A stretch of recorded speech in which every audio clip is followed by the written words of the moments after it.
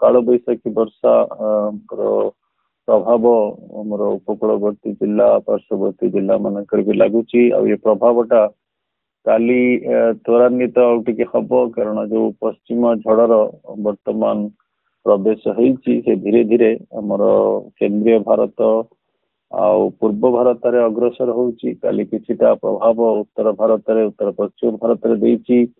Sir आपन को news room को स्वागत करुछि सर जेपरि भाबे राज्य रे गोटे प्रकार आपन जेमति पूर्वरु सूचना देउतले काल बैसाखी जारी रहिछि किंतु आमे जदि कहिबा गत काली रो पूर्व दिन आम राजधानी भुवनेश्वर कथा जदि कहिबा वर्षा होइतला किंतु गत काली पाग मुख्यतः सुखिला रहितला एमति स्थाने स्थाने अनेक अंचल रहिछि जोंठारे कि वर्षा हेउछि एभली स्थिति केते दिन लागि रहिबो वर्षा सहित घड़घड़ी बिजुली मध्य मारुछि तो आज पागर अपडेट को नहीं कौन कहिबे सर। नमस्कार आज लगुच भी आमर जो अपराह्न समय रे संध्या समय रे रहिबो आमर जो काल बैशाखी वर्षा प्रभाव आमर उपकूलवर्ती जिला पार्श्ववर्ती जिला मानकर भी लगुच ये प्रभावटा काली त्वरान्वित आउटिके हम कारण जो पश्चिम झड़र वर्तमान प्रवेश होती धीरे धीरे आमर केंद्रीय भारत पूर्व भारत में अग्रसर होची काली किछिटा प्रभाव उत्तर भारत में उत्तर पश्चिम भारत में देइची तेणु नेक्स्ट जो सक्रिय काल बैशाखी जो परिवेश आमर ओडिशा झारखंड पश्चिम बंग किछिटा छत्तीसगढ़ रे रहिबार बेसी संभावना लगुच ओडिशा रे भी बेसी प्रभाव रही पारे जो समय सीमाटा लगुच 13 तारीख रु 17 तारीख आ 14 रु जो समय सीमा लगुच 15-16 सेटा भी टिके अधिका प्रभाव रही पारे तेणु ओवरऑल आपनकर सक्रिय काल बैशाखी रही लगुच जो तापमात्राटा वर्तमान नियंत्रण रे रहिबो आउ पुणी एपिसोड सबू सरी मत लगुच 17 सुधा तापर पुणी 18 तारीख रु आपनकर जो तापमात्राटा विस्तृति बढ़ी संपूर्ण ओडिशा पार्श्ववर्ती राज्य मानक ओवरऑल आपन गोटे सक्रिय ताती ऋतु अच्छी तेणु पश्चिम ओडिशा रे तथापि तातीटा रहिबो किंतु उपकूलवर्ती उत्तर ओडिशा मत लगुच टिके तातीर टिके आश्वस्ति मिलिबो किंतु ता सहित काल बैशाखी वर्षा पाई भी हमको सतर्क रहिबार अछि जेमती कौन धन जीवन क्षयक्षति हेनी तेणु आज भी नहीं कि नहीं चलतु 16 तारीख 17 तारीख तेणु ये आम जो संपूर्ण सचेतन रहा जहाँफल कि जो काल बैशाखी बहुत मात्रा कैजुआलिटी देती आमर बिहार पार्श्ववर्ती राज्य मानक ओडिशा रे प्रभावटा कैजुआलिटी न हो। आज्ञा सर जो भाव गोटे प्रकार काल बैशाखी वर्षा गत 8 तारीख रु अनेक जिला गुड़िक काल बैशाखी वर्षा होकिंतु आम जदि उपकूलवर्ती जिला गुड़िक कथा कहवा तेरे से किसी काल बैशाखी वर्षा देखा मिलूनी जदिव पहर दिन अर्थात गत काली पूर्व दिन देखा मिलता कौन कहे सर यार कारण को नहीं देखो काल बैशाखी वर्षा बहुत स्थान विशेष हम आपंकर उपकूलवर्ती जिले में मन धरतु खोर्धा जिले में खाली भुवनेश्वर है मैंने भुवनेश्वर जिते भी जगह पार्श्ववर्ती जगह अच्छी सेठी हम सेठी किसी नई पारे तेणु सहीटा गोटे यार वैचित्र यूनिकनेस किंतु उपकूलवर्ती जिले में हम एमती ना उपकूलवर्ती जिले में किसी हेनी दक्षिण ओडिशा रे काली किछिटा प्रभाव देइछि आज लगुच भी उपकूलवर्ती ओडिशा रहिबो आ 13 जो आमर 17 समय सीमा रहुछि सेतरे भी लगुच उपकूल जिला आ उत्तर जिला मानक प्रभावित हो पारती तेणु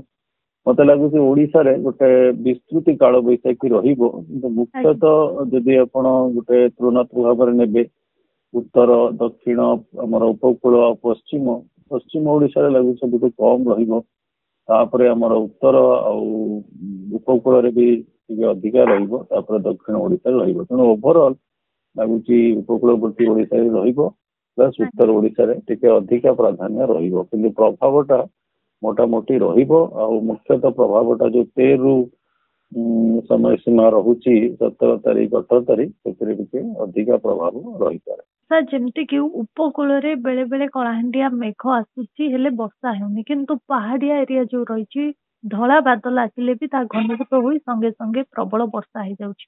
ଏହାର ପ୍ରକୃତ କାରଣ କଣ? ବର୍ଷା ହବାଟା ବାଦଲ ଦେଖାଯିବା ଆଉ ବର୍ଷା ହବା ଦିଟା ଅଲଗା ଅଲଗା ତାର ପ୍ରକ୍ରିୟା। ଖାଲି ବାଦଲ ଦେଖାଗଲେ କି କଳା ମେଘ ଦେଖାଗଲେ ଯେ ପ୍ରବଳ ବର୍ଷା ହବ ସେଇଟା କହିବା ଠିକ ନାହିଁ, କିନ୍ତୁ ସମ୍ଭାବନା ଟା ବେଶୀ ଥାଏ।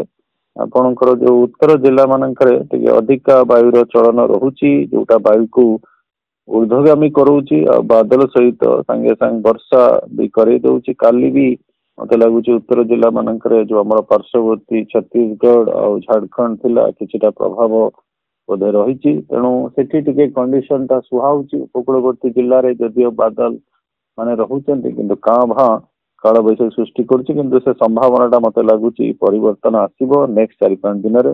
ଉପକୂଳବର୍ତ୍ତୀ ଜିଲ୍ଲାରେ ବି କିଛିଟା ବର୍ଷା ରହିବ, ଟିକେ ଅଧିକା ବିସ୍ତୃତି ବି ରହିପାରେ। ବର୍ତ୍ତମାନ ସମୟରେ ଯୋଉ କାଳବୈଶାଖୀ ବର୍ଷା ହେଉଛି, ଯାହା ଫଳରେ ସୁନ୍ଦରଗଡ଼ କୋଇଡା ଅଞ୍ଚଳ ବିଶେଷ ଭାବେ ବେହାଲ ହୋଇପଡିଛି। ସେଠାରେ ଅନେକ ସ୍ଥାନ ରହିଛି ଯେଉଁଠାରେ ଅଧିକ ବର୍ଷା ହେଉଛି, ତ କେଉଁଠି ମୂଷଳ ଧାରାର ବର୍ଷା ମଧ୍ୟ ହୋଇଛି ଏବଂ ତା ସହିତ ଘଡଘଡି ବିଜୁଳି ମଧ୍ୟ ମାରିଛି। ଯୋଉ ଇଲେକ୍ଟ୍ରୋନିକ ଜିନିଷ ସବୁ ରହିଛି ତାହା ମଧ୍ୟ ପୋଡି ଯାଇଛି। ତେବେ ଏଭଳି ସ୍ଥିତି ଆଉ କେତେ ଦିନ ଏମିତି ଲାଗି ରହିବ? ମୋଟାମୋଟି ବର୍ତ୍ତମାନ ଆପଣଙ୍କର ଯୋଉ ଉତ୍ତର ଜିଲ୍ଲା ମାନେ ଅଛନ୍ତି ସେ ପ୍ରଭାବଟା ଉତ୍ତର ପଶ୍ଚିମ ଦିଗରୁ ଆସୁଛି, ଆଉ ଯୋଉ ସେଣ୍ଟର ଅଫ ସର୍କୁଲେସନ ଟା ବାୟୁର ଯୋଉ ସର୍କୁଲେସନ ଟା ହଉଛି ଝାଡଖଣ୍ଡ ପାଖାପାଖି ଅଞ୍ଚଳରେ ହବ, ତେଣୁ ସେଇ ଜିଲ୍ଲା ମାନେ ଟିକେ ବେଶୀ ପ୍ରଭାବିତ ହେଇପାରନ୍ତି। ଆଉ କାଳବୈଶାଖୀରେ ଆପଣଙ୍କୁ ଯୋଉ ସଚେତନତା ମାଧ୍ୟମରେ ଯେମିତି ଘଡଘଡି ବିଜୁଳିକୁ କେମିତି ରକ୍ଷା କରିବେ, ବାହାରକୁ ବାହାରିବେନି, ଆଉ ଇଲେକ୍ଟ୍ରିକ ଯୋଉ ଆପ୍ଲିଆନ୍ସେସ୍ ଅଛି ତାକୁ ବନ୍ଦ କରିବେ, କୌଣସି ସୁରକ୍ଷିତ ଜାଗାରେ ଆଶ୍ରୟ ନେବେ। ବିହାରରେ ଗୋଟେ ବହୁତ ବଡ ଗଛ ଥିଲା, ସେଇ ଗଛ ତଳେ କି ଗୋଟେ ଛୋଟ ମନ୍ଦିର ଥିଲା, ସେଥିରେ ଲୋକମାନେ ଆଶ୍ରୟ ନେଇଗଲେ, ସେ ଗଛଟା ଟୋଟାଲ ଗଛଟା ପଡିଗଲା, ତେଣୁ ଲୋକଙ୍କର ମୃତ୍ୟୁ ହେଲା। ତେଣୁ ସେଇ ଜିନିଷକୁ ବି ଆପଣ ଧ୍ୟାନ ରଖିବେ। ଆଉ ତା ସହିତ ନେକ୍ସଟ ଯୋଉ 4 ଦିନ ଆସୁଛି ଆପଣଙ୍କୁ ଅଧିକା ସଚେତନ ହେଇକି ଆଉ ଯୋଉ ଆପଣଙ୍କର ଲୋକମାନଙ୍କୁ ବି ସଚେତନ ରଖିବେ, ଯାହାଫଳରେ କି ଆମର କୌଣସି ପ୍ରକାର ଧନ ଜୀବନ କ୍ଷୟକ୍ଷତି ହବନି। କିନ୍ତୁ ବର୍ଷା ଆଉ କାଳବୈଶାଖୀ ଯୋଉ ଏପିସୋଡ ଆହୁରି 4 ଦିନ ଓଡିଶା ପାଇଁ ରହୁଛି। ଆଜ୍ଞା ସାର୍, ସାର୍ କାଳବୈଶାଖୀ କେମିତି ସୃଷ୍ଟି ହୁଏ? ମାନେ କାଳବୈଶାଖୀର ତାର ଆପଣ ଯଦି ମୋଟାମୋଟି ସରଳ ଭାବରେ ବୁଝିବାକୁ ଚାହିଁବେ, ଏଇଟା ଗୋଟେ ଗ୍ରୀଷ୍ମ ବୈଶାଖୀ ଆମର ଗ୍ରୀଷ୍ମର ଗୋଟେ ପ୍ରଭାବ। ଆପଣଙ୍କର ସ୍ଥଳ ଭାଗଟା ଉତ୍ତପ୍ତ ହବ, ତାପରେ ବାୟୁମଣ୍ଡଳରେ କିଛିଟା ପରିସ୍ଥିତି ଦରକାର ଆର୍ଦ୍ରତା ପୂର୍ଣ୍ଣ ବାୟୁକୁ ବାୟୁମଣ୍ଡଳକୁ ଆଣିବା ପାଇଁ। ସେଇ ଯୋଉ ପରିସ୍ଥିତି ବର୍ତ୍ତମାନ ବାରମ୍ବାର ସୃଷ୍ଟି ହଉଛି ଓଡିଶା ଉପରେ କି ପାର୍ଶ୍ୱବର୍ତ୍ତୀ ରାଜ୍ୟ ମାନଙ୍କରେ, ତାର ମୁଖ୍ୟ କାରଣ ରହୁଛି ସାମୁଦ୍ରିକ ବାୟୁର ପ୍ରଭାବ। ଯଦି ଲଘୁଚାପ କ୍ଷେତ୍ର ହେଇଗଲା କି ଗୁରୁଚାପ କ୍ଷେତ୍ର ଅଛି, ଆଉ ଦ୍ୱିତୀୟ ଜିନିଷ ହଉଛି ଯେ ଆପଣଙ୍କର ଉତ୍ତର ପଶ୍ଚିମ ଦିଗରୁ ପଶ୍ଚିମ ବାୟୁର ପ୍ରଭାବ। ଏଇ ଦୁଇଟା ବାୟୁର ପ୍ରଭାବରେ ଆପଣଙ୍କର ଯୋଉ ବାୟୁମଣ୍ଡଳରେ ଆର୍ଦ୍ରତା ପୂର୍ଣ୍ଣ ବାୟୁ ଆସିଯାଉଛି। ଆର୍ଦ୍ରତା ପୂର୍ଣ୍ଣ ବାୟୁ ଆସିଗଲେ ସ୍ଥଳ ଭାଗଟା ଉତ୍ତପ୍ତ ହେଇଯାଉଛି, ଆଉ ବାୟୁର ଯୋଉ ଯଦି ବାୟୁମଣ୍ଡଳ ଯୋଉ ଅସ୍ଥିରତା ସୃଷ୍ଟି କରିବ, ଅସ୍ଥିରତା ସୃଷ୍ଟି କଲେ ବାୟୁର ଯୋଉ ଊର୍ଦ୍ଧ୍ୱଗାମୀ ମୁଭମେଣ୍ଟ ହବ, ପ୍ରବାହ ହବ ସ୍ଥଳ ଭାଗରୁ ଭୂପୃଷ୍ଠରୁ ବାୟୁମଣ୍ଡଳ ଉପର ଭାଗକୁ। ଯଦି ବହୁତ ଶୀଘ୍ର ଏଇ ଯୋଉ ବାୟୁର ଊର୍ଦ୍ଧ୍ୱଗାମୀ ମୁଭମେଣ୍ଟ ହେଲା, ପ୍ରବାହ ହେଲା, ସେ ବହୁତ ମାତ୍ରାରେ ଆର୍ଦ୍ରତା ବାୟୁକୁ ଉପରକୁ ନବ। ଆଉ ତା ସହିତ ଆମେ କହୁଛୁ କଣ୍ଡେନସେସନ ପ୍ରୋସେସ ଷ୍ଟାର୍ଟ କରିବ। କଣ୍ଡେନସେସନ ପ୍ରୋସେସ ଷ୍ଟାର୍ଟ ହେଇଗଲେ ବାଦଲ ସବୁ ସୃଷ୍ଟି ହେଇଯିବେ। ବାଦଲ ସୃଷ୍ଟି ହେଲେ ବର୍ଷା କରିବାର ବହୁତ ସମ୍ଭାବନା ରହୁଛି। ଆଉ ଏଇଟା ବହୁତ ଅଳ୍ପ ସମୟ ପାଇଁ ହବ, ଅଳ୍ପ ଜାଗାରେ ହବ, କିନ୍ତୁ ଯୋଉ ସମୟ ଯୋଉ ଜାଗାରେ ହବ ସେତେବେଳେ ଆପଣଙ୍କୁ ବହୁତ ସଚେତନ ରହିବାର ଅଛି, କାରଣ ପବନର ମାତ୍ରା, ବିଜୁଳି, କୁଆପଥର ବର୍ଷା, ଗଛ ପୋଡିଯିବା, ଇଲେକ୍ଟ୍ରିକ ଖୁଣ୍ଟ ପୋଡିଯିବା, ବିଭିନ୍ନ ପ୍ରକାର ପରିସ୍ଥିତି ସୃଷ୍ଟି କରିପାରେ। ଆଜ୍ଞା ସାର୍, ସାର୍ ପାହାଡିଆ ଜାଗାକୁ ଛାଡିଦେଲେ ଉପକୂଳ ଓଡିଶାରେ ଯଦି କହିବା ବହୁତ କମ କାଳବୈଶାଖୀ ବର୍ଷା ହେଉଛି, ଏହାର କାରଣ କଣ ସାର୍? ବର୍ତ୍ତମାନ ଯୋଉ ବାୟୁର ଯୋଉ ଚଳନଟା ହଉଛି, ବାୟୁର ଚଳନଟା ଆପଣଙ୍କର କଣ କି ବର୍ତ୍ତମାନ ଯୋଉ ଆପଣ କାଳବୈଶାଖୀ ଦେଖୁଛନ୍ତି, ସେ କିଛିଟା ଅବଶିଷ୍ଟ ଅଂଶ ଯୋଉ ଆମର ଲଘୁଚାପ କ୍ଷେତ୍ର ମାୟାମାର ଅଞ୍ଚଳ ଆଡେ ଚାଲିଗଲାଣି, କିଛିଟା ସର୍କୁଲେସନ ଆମର ଉତ୍ତର ବଙ୍ଗୋପସାଗରରେ ଅଛି। ସେଇ ଯୋଉ ଅବଶିଷ୍ଟ ଅଂଶ କିଛିଟା ପ୍ରଭାବ ଦଉଛି ଓଡିଶାକୁ, ଆଉ ତା ସହିତ ବି ସ୍ଥଳ ଭାଗଟା ଉତ୍ତପ୍ତ ହେଇଯାଉଛି, ତେଣୁ କାଁ ଭାଁ ବର୍ଷା ରହିଯାଉଛି। କିନ୍ତୁ ଆପଣ ଯଦି ବିସ୍ତୃତି ଦେଖିବେ, ବିସ୍ତୃତି ବର୍ତ୍ତମାନ ବଢିବ 13 ତାରିଖ ପରେ ପରେ ମତେ ଲାଗୁଛି ବିସ୍ତୃତିଟା ବଢିବ। ଆଜି ବି ଅପରାହ୍ନରେ ଉପକୂଳବର୍ତ୍ତୀ ଜିଲ୍ଲା ମାନଙ୍କର ସମ୍ଭାବନା ରହୁଛି। ତେଣୁ ବାୟୁର ଚଳନ ଉପରେ ମାନେ କଣ୍ଡିସନ ଟା କେମିତି ରହୁଛି ସେଇ ଅନୁସାରେ ଆପଣଙ୍କର କାଳ ବୈଶାଖୀ ହବ। ଏମିତି ନାହିଁ ଯେ ସବୁବେଳେ ଉତ୍ତର ଓଡିଶାରେ ହଉଛି ଉପକୂଳବର୍ତ୍ତୀ ଓଡିଶାରେ ହବନି। ଉପକୂଳବର୍ତ୍ତୀ ଓଡିଶାରେ ବି ଆଗକୁ ଯୋଉ 4-5 ଦିନ ଆସୁଛି ଉପକୂଳବର୍ତ୍ତୀ ଓଡିଶାରେ ବି ରହିବ। ଯଦି ବାରିପଦା କଥା କହିବା, 13 ରୁ 16 ମଧ୍ୟରେ ହେବାକୁ ଥିବା ଗ୍ରୀଷ୍ମ ବର୍ଷା ଏବଂ କାଳ ବୈଶାଖୀ ଝଡ ତୋଫାନର ପ୍ରଭାବ କେମିତି ରହିବ ଏବଂ ଝଡ ପବନ ଓ ବର୍ଷା ବିଜୁଳି ଘଡଘଡିର କେତେ ପ୍ରଭାବ ରହିବ? କୁଆପଥର ଆଶଙ୍କା ରହିଛି କି? ବାରିପଦା ଯୋଉ ଆପଣ କହୁଛନ୍ତି ଆମର ମୟୂରଭଞ୍ଜ ଜିଲ୍ଲାରେ, ମୟୂରଭଞ୍ଜ ଗୋଟେ ସକ୍ରିୟ ଆମର କାଳ ବୈଶାଖୀ ଯୋଉ ନେକ୍ସଟ 4 ଦିନ ଆସୁଛି, ଆପଣଙ୍କୁ ଦେଖିବେ ଅପରାହ୍ନ ସମୟରେ ବର୍ଷାର ବହୁତ ସମ୍ଭାବନା ରହୁଛି। ଅପ୍ ଟୁ ଆପଣ ନେଇ ଚାଲନ୍ତୁ 17 ତାରିଖ। 17 ତାରିଖ ଚାଲିଗଲା ପରେ ଆପଣଙ୍କର ବର୍ଷାର ଯୋଉ ସର୍କୁଲେସନ, ବାୟୁମଣ୍ଡଳ ସର୍କୁଲେସନ ମତେ ଲାଗୁଛି ଦୁର୍ବଳ ପଡିଯିବ। ତାପରେ ଆପଣଙ୍କର ଗ୍ରୀଷ୍ମ ପ୍ରବାହ ତାପରେ ଆରମ୍ଭ ହବ 17-18 ପରେ ପରେ। ତେଣୁ ସେଇ ପ୍ରଭାବରେ ମତେ ଲାଗୁଛି ତାପମାତ୍ରା ବି 40 ଉପରେ ଚାଲି ଯାଇପାରେ। କିନ୍ତୁ ବର୍ତ୍ତମାନ ଯୋଉ ନେକ୍ସଟ 3-4 ଦିନ ଆସୁଛି ମତେ ଲାଗୁଛି ବର୍ଷାର ଆଉ ବିଜୁଳି ଘଡଘଡି ର ପ୍ରଭାବ ରହିପାରେ। କୁଆପଥର ବି କୋଉଠି ମାନେ ସ୍ଥଳ ବିଶେଷ ରହିଯାଇପାରେ। ତେଣୁ ଆପଣଙ୍କର ମୟୂରଭଞ୍ଜ ଜିଲ୍ଲାରେ ବି ଏଇ କଣ୍ଡିସନ ରହୁଛି ନେକ୍ସଟ 4 ଦିନକୁ ନେଇକି ଚଲନ୍ତୁ 17 ପର୍ଯ୍ୟନ୍ତ। ସାର୍, ଆଗକୁ ଯୋଉ ବାତ୍ୟା ଆସୁଛି ବୋଲି ବଙ୍ଗୋପସାଗରରେ ମଡେଲ ମାନେ ଆକଳନ କରୁଛନ୍ତି, ଏହା କେତେ ଦୂର ସତ? ନାଇଁ, ବାତ୍ୟାର ଯୋଉ ଆକଳନ ଆପଣ ଏତେ ଆଗରୁ କରିପାରିବେନି। ଆପଣଙ୍କୁ ଟିକେ ଜ୍ଞାନ କୌଶଳ ଦରକାର। ଆପଣ ତାକୁ ମନିଟର କରନ୍ତୁ। ବର୍ତ୍ତମାନ କୌଣସି ମୋର ଯେତିକି ବିଷୟରେ ଅଭିଜ୍ଞତା ଅଛି, ବର୍ତ୍ତମାନ କୌଣସି ପ୍ରକାର ସମ୍ଭାବନା ନାହିଁ। ଆପଣ ଦେଖିବା ଏପ୍ରିଲ ଯେତେବେଳେ ଆମେ ଶେଷ ସପ୍ତାହ ଆଡେ ପହଞ୍ଚିବା, ସେତେବେଳେ କଣ ବାୟୁମଣ୍ଡଳ ପରିସ୍ଥିତି ରହୁଛି, ସାମୁଦ୍ରିକ ପରିସ୍ଥିତି ରହୁଛି, ତାପରେ ଆମେ ଆ ବିଷୟରେ କଥା ହବା। ବର୍ତ୍ତମାନ କୌଣସି ସମ୍ଭାବନା ମତେ ବର୍ତ୍ତମାନ ଲାଗୁନି। ଆଜ୍ଞା ସାର୍। ସାର୍, ନାଇଟ୍ ଯେମିତି କି ରାତ୍ରି ସମୟରେ କାହିଁକି କ୍ଲାଉଡ ରେଡ୍ କଲର ହୋଇଯାଏ, ଏହାର କାରଣ କଣ? ସେମିତି ନାହିଁ ଯେ ରାତି ସମୟରେ ସବୁବେଳେ ସବୁଆଡେ ବାଦଲର ପରିସ୍ଥିତି ଆପଣଙ୍କର ଯୋଉ ରଙ୍ଗ କଳା କି ନାଲି ହେଇଯାଏ। କିନ୍ତୁ ସେଇଟା ଆପଣ କୋଉ ଜାଗାରେ ଅଛନ୍ତି, ଆମର ଚନ୍ଦ୍ରଙ୍କର କିରଣ କେମିତି ରହୁଛି, ବାଦଲର ପରିସ୍ଥିତି କେମିତି ଅଛି, ସେଇ ଜାଗାରେ କୋଉଠି ସ୍ଥାନ ବିଶେଷରେ ଆପଣଙ୍କର କିଛିଟା ଅପ୍ଟିକାଲ ପ୍ରପର୍ଟି ଯୋଗୁଁ କଲର ଚେଞ୍ଜ ରହିଥାଇପାରେ। କିନ୍ତୁ ସେଇଟା ଗୋଟେ ଜେନେରିକ ନୁହେଁ ଯେ ସବୁବେଳେ ନାଲି ରଙ୍ଗ କି ନୀଳ ରଙ୍ଗ ଦେଖାଯାଏ। ଆଜ୍ଞା ସାର୍। ସାର୍, କେମିତି ଥଣ୍ଡର ଆଉ ଲାଇଟନିଂ ରୁ ଆମେ ନିଜକୁ ସେଫ୍ ରଖିପାରିବା? ହଁ, ଯୋଉ ଆପଣ କହିଲେ ବିଜୁଳି ଘଡଘଡି, ସେଇଟା ଗୋଟେ ମେଜର ଆମର ଯୋଉ ପ୍ରକାର କ୍ୟାଜୁଆଲିଟି କରିଛି, 80ଟା କ୍ୟାଜୁଆଲିଟି କରିଛି ବିହାର ଆଖପାଖ ଅଞ୍ଚଳରେ। ତେଣୁ ସେଇଟାର ମୁଖ୍ୟ ଆପଣଙ୍କର ପ୍ରତିରୋଧକ ହଉଛି ଆପଣ ଯୋଉ ପାଣିପାଗର ଯୋଉ ଆସୁଛି ଆମର ଆଲର୍ଟ, ତାକୁ ନିଜକୁ ଅପଡେଟ ରଖିବେ। କାରଣ ବହୁତ ଜଲ୍ଦି ଜଲ୍ଦି ହବ, ଆପଣ ଅପଡେଟ ରଖିବେ। ଦ୍ୱିତୀୟ ଜିନିଷ ହେଲା ଅପରାହ୍ନ ସମୟରେ ନେକ୍ସଟ 4 ଦିନ ଆପଣଙ୍କୁ ବହୁତ କେୟାରଫୁଲ ରହିବାର ଅଛି ଯେ ଆକାଶର କଣ୍ଡିସନ କଣ, ବାଦଲ ସୃଷ୍ଟି ହଉଛନ୍ତି ନା ନାହିଁ, ପବନ ହଠାତ୍ କିନା ଆରମ୍ଭ ହେଲା କି ନାହିଁ। ଏଇ ପରିସ୍ଥିତି ଦେଖିଲେ ଆପଣ ଗୋଟେ ସୁରକ୍ଷିତ ଜାଗାରେ ନିଜକୁ ଆଶ୍ରୟ ନିଅନ୍ତୁ। ସୁରକ୍ଷିତ ଜାଗା ମାନେ ଗଛ ତଳେ ଆଶ୍ରୟ ନେବେନି, କୌଣସି ପ୍ରକାର ପାଣି ସୋର୍ସରେ ରହିବେନି। ଆପଣ ପଳେଇବେ ଗୋଟେ କଂକ୍ରିଟ ଘର ଯୋଉଠି ଆପଣ ଆଶ୍ରୟ ନେଇପାରିବେ। ଆଉ ଏଇ ଯୋଉ ଏପିସୋଡ ବି ହବ, ଯୋଉ ପ୍ରକାର ପରିସ୍ଥିତି ହବ, ସେ 1-1.5 ଘଣ୍ଟା ପର୍ଯ୍ୟନ୍ତ କି 2 ଘଣ୍ଟା ପର୍ଯ୍ୟନ୍ତ ହବ। ସେଇ ସମୟଟା ଆପଣ ସୁରକ୍ଷିତ ରହିଗଲା, ତାପରେ ଆପଣଙ୍କର କାମ କରନ୍ତୁ। ତେଣୁ ନିଜକୁ ଆଉ ଇଲେକ୍ଟ୍ରିକାଲ ଆପ୍ଲିଆନ୍ସେସ୍ ଯେତିକ ଇଲେକ୍ଟ୍ରୋନିକ୍ସ ଯେତେବେଳେ ଏଇ ସବୁ ପ୍ରଭାବ ପଡିବ ତାକୁ ସବୁ ବନ୍ଦ କରିଦେବେ। ମୋବାଇଲ ଫୋନ ୟୁଜ ନ କଲେ ବହୁତ ଭଲ।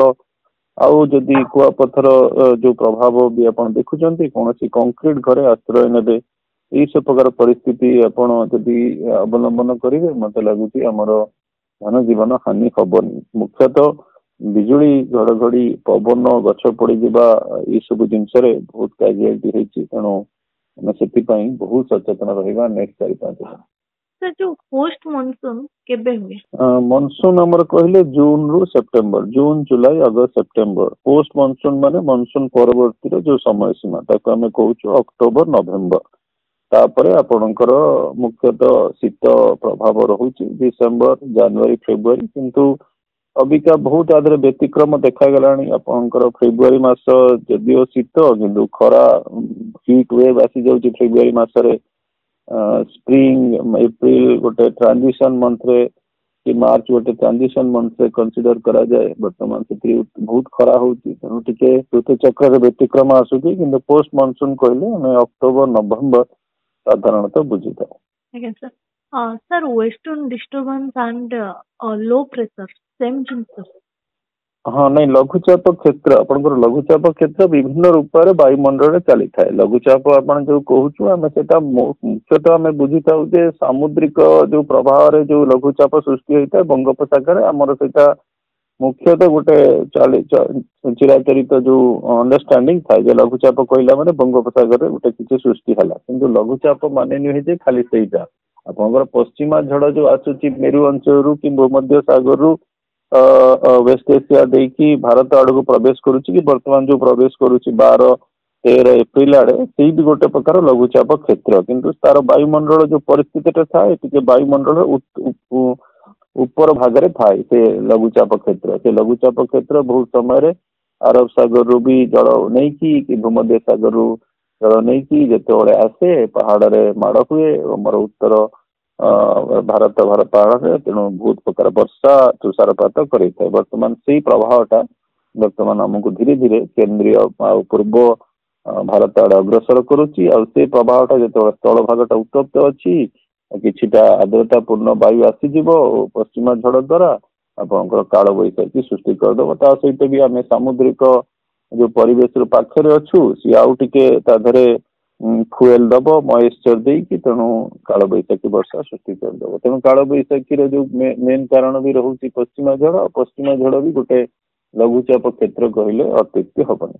आज्ञा सर सर मे मासरे हीटवेव कंडीशन लागि रहिबो कि हाँ आपणकर वर्तमान जो समय सीमा अच्छा आपण उत्तर पश्चिम बहुत गरम आ ताती अच्छी किंतु आपण केवल ये लघुचाप क्षेत्र किछिटा वायुर चलन हो जाउची जहाँफल कि आपणकर तातीटा नियंत्रण रोचे किंतु ए अवस्था 17 तारीख पर्यंत 17 तारीख चलीगला परे आपणकर से प्रभावटा वर्तमान धीरे धीरे ओडिशा आड़ को अग्रसर हम तेणु ओडिशा आड़ को अग्रसर हेले आपण जो एप्रिल शेष सप्ताह रोचंती कि मे प्रथम सप्ताह रोचंती आपण ताती कंडीशन आसीजे हीट वेव गोटे टेक्निकल डेफिनेशन से वरिड हूँ कि ताती कंडीशन टा आपणकर एप्रिल 17 पर मत लगुच प्रभावटा बढ़ पश्चिम ओडिशा तो जो साधारणतः आम प्रभावटा बढ़े सहीटा ही अधिका रु संपूर्ण ओडिशा मत लगुच 17 पर ताती प्रभाव आसो अधिका ताती प्रभाव आसो जोटा मे प्रथम सप्ताह पर्यंत भी